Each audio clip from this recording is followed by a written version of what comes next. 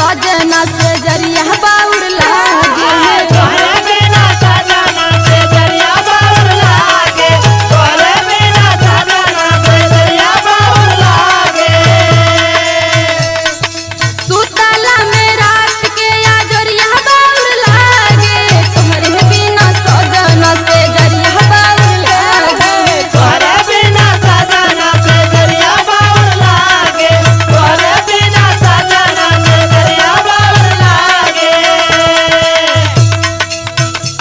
और सुनाई राजा जी ऐसन बात बा हो। हाँ हो कहला मई माई अप्रैल में आई बाकी कुल बिता नवत हो बतावा काहे नवत हो सुना सुनावा।